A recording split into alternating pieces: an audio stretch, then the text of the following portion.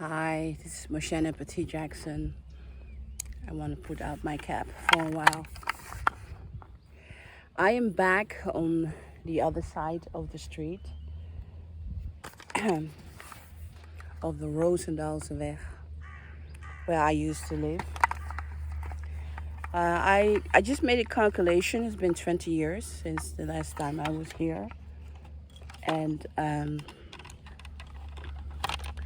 my sister Lily Front and I, we were raped on this street at the house number 8 and in Terwolde. And I used to sit here a lot after when I was raped, looking at the water. And there was nobody who could really help me because I think my neighbors didn't know. And what a hell we went through. And because I'm in court with the Dutch government, because I'm in court next year with the Dutch government, I wanted to go back to the memory lane. And my sister was murdered, she died. And I wanted to record this for our next generation, where it have been our life. And my YouTube channel gave me the opportunity to do so. So Rozendaalseweg is where I found out that Michael Jackson was my father. I was kidnapped and I came into a totally strange world. From the Caribbean, I came to this village with different language. Everything was different. And I was standing totally on my own in this farming place. And I was heavily abused, heavily. And I survived it for 6 years after that. I had the courage, the power to run away and never come back again. I even wrote a song about it. Run away, never come back again. Don't rape me, don't use me. Run away, never come back again. Come on, come on, come on, come on, woman. No man have any right to treat you, you're not in life. Believe in me, believe in me. Run away, never coming back again. Come on, come on, come on, come on, woman.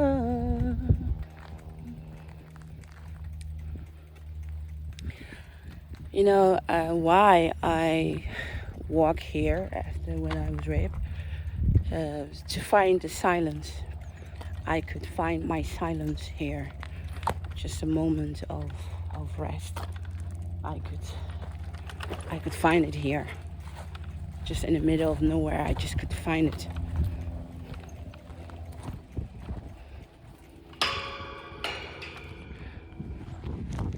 To me, I felt when I finally left this place, Terwolde, and all this abusive area, that my life was starting. And becoming a mother at 23, having this amazing soul, my son Joshua, that I'm his mother, is my biggest blessing in my life, in my world.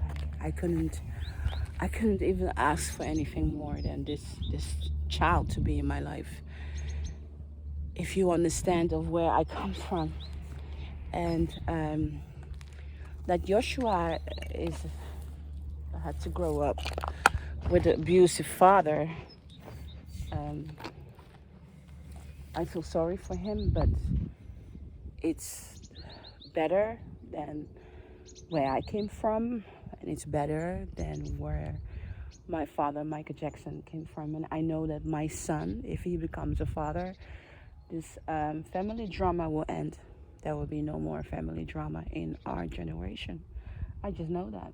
I'm gonna, my son gonna give his children an amazing childhood, and I'm going to grow old gracefully and happy, and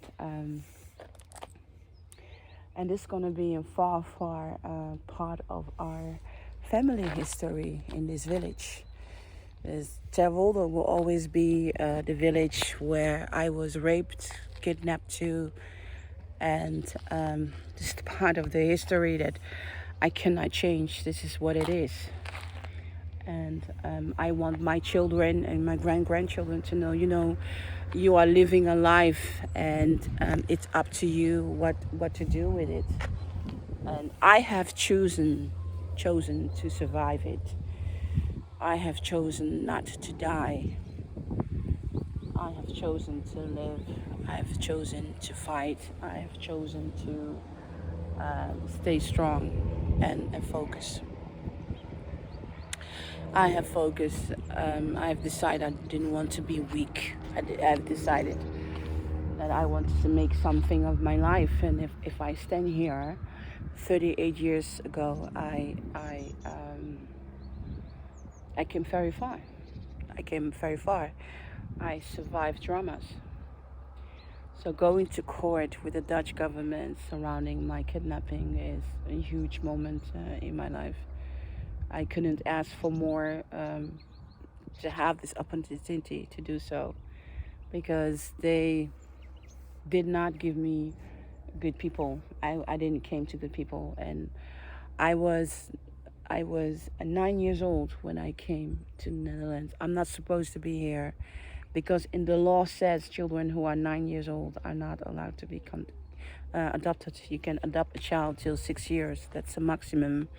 So, and when they find out that I was older, they just ignore it and continuing to finishing the paperwork to give me adoption.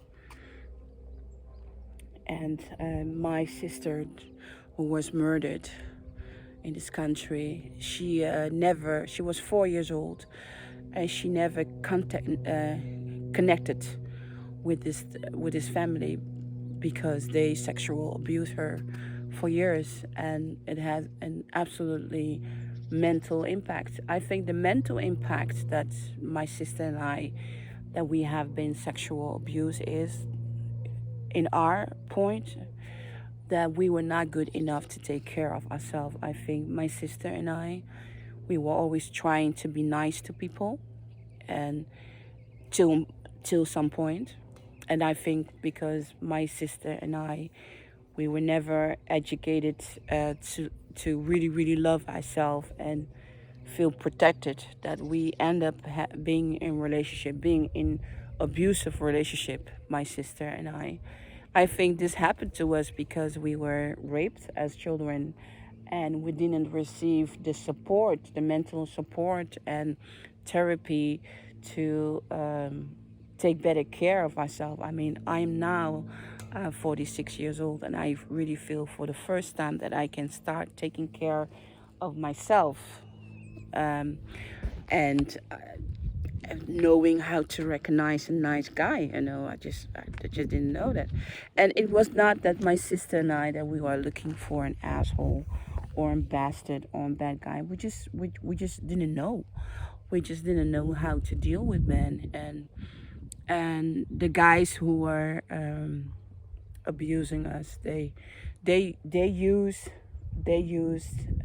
the knowledge that we said, we were raped as a child, and this made us very vulnerable to them, and they feel the need to abuse us with that knowledge. But it's nothing to blame for me and my sister. And now I am 46 years old. I'm going to be 47 this year, and I feel so blessed that I am capable of saying goodbye to this. But I'm ready to tell the court about what have happened, and what have happened to us is really horrible. What have happened to us, and I think this village,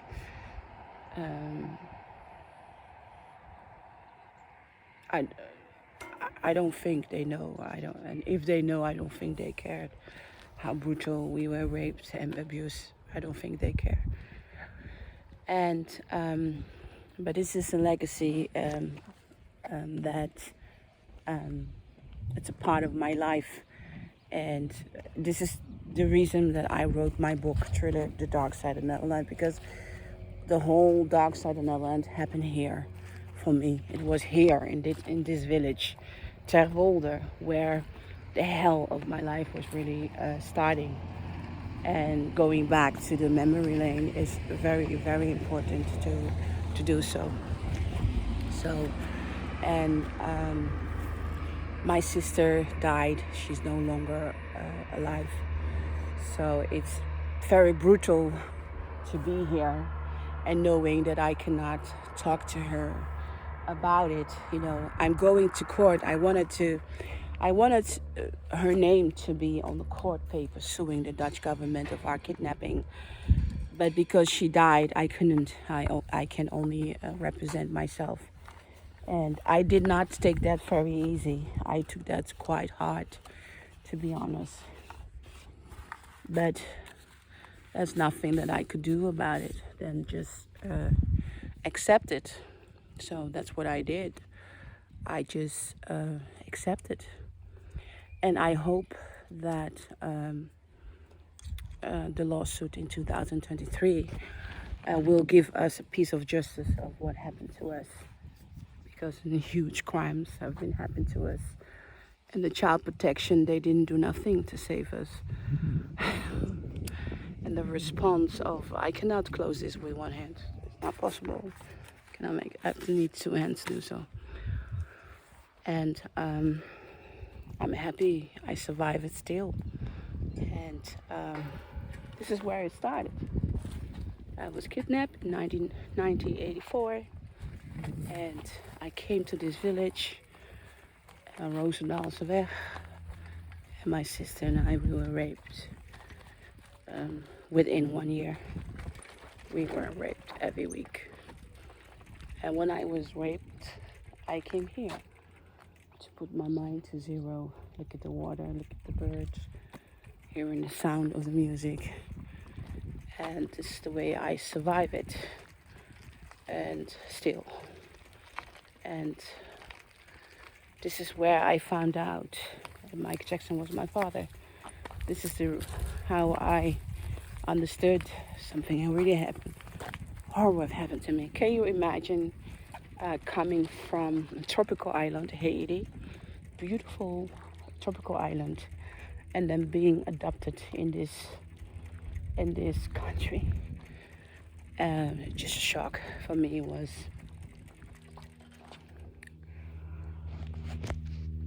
devastating experience. I can never deal with it.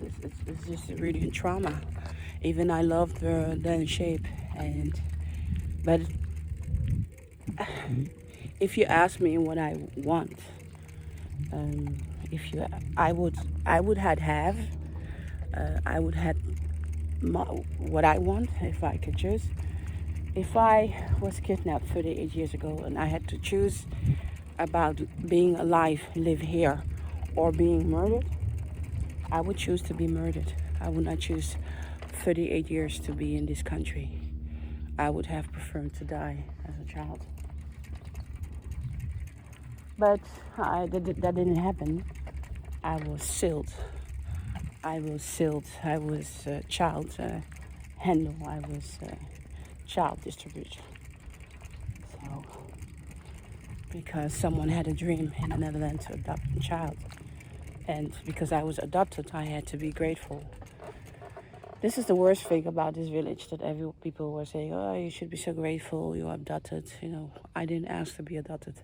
And when I was standing in front of the judge, I asked the judge, please do not adopt me, send me back. The judge didn't allow me to send me back in Den Hague. And in the end, I accomplished to divorce them. But if I had to choose death and Rozendaalseweg. Rozendaalseweg. I would have choose death. I would have definitely want to die. But anyway, I cannot change time. And now I'm going to court. I will be in court in 2023. The court will be before that. So, yeah. So, new time is coming. And this is my childhood memory that I lived for 6 years and on the Rozendaalseweg. And yeah.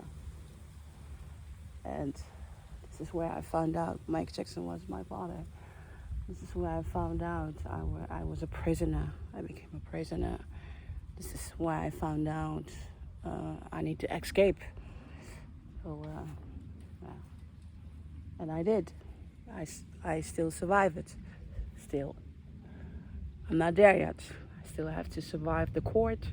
And after the court, hopefully I will have another 46 years in my life that I can enjoy life the way that I want. But I'm not there yet.